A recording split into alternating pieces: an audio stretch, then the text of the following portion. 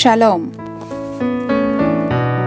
యెషయా గ్రంథము 44వ అధ్యాయము 22వ వచనము. Isaiah chapter 44 verse 22. మంచు విడిపోవునట్లుగా నేను నీ అతిక్రమములను, మబ్బు తొలగునట్లుగా నీ పాపములను తుడిచివేసి ఉన్నాను. నేను నిన్ను విమోచించి ఉన్నాను, నా యొద్దకు మళ్ళుకొనుము. I have swept away your offenses like a cloud, your sins like the morning mist. Return to me, for I have redeemed you. పాపభారాన్ని మోయలేక, దాని నుండి విడుదల పొందలేక సమస్త మానవ జాతి అవస్థలు పడుతూ ఉంటే, దేవుడు తన ప్రియకుమారుని యొక్క పరిశుద్ధ రక్త ప్రోక్షణ ద్వారా మానవాళిని విమోచించి పాపపు సంఖ్యల నుండి విడుదలను అనుగ్రహించారు. అందుకే అంటున్నారు, ఇక మీరు దేనికి కూడా బానిసలు కారు అని. యు ఆర్ మై చిల్డ్రన్ అని.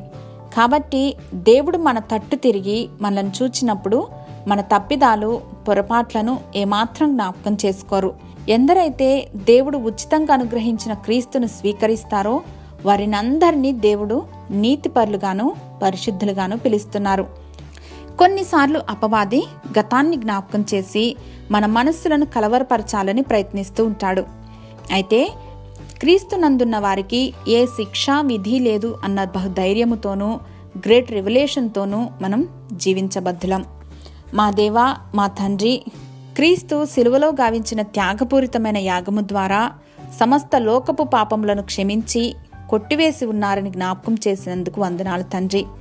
మీ వద్ద ఉచితంగా పొందుకున్న కృపను బట్టి అనేక మందిని మీ వద్దకు మళ్లించగలిగినటువంటి జ్ఞానమును, నడవడిని అనుగ్రహించమని యేసు నామంలో వేడుకొని పొందుకుని మా ప్రియ పరలోకపు తండ్రి. ఆమెన్.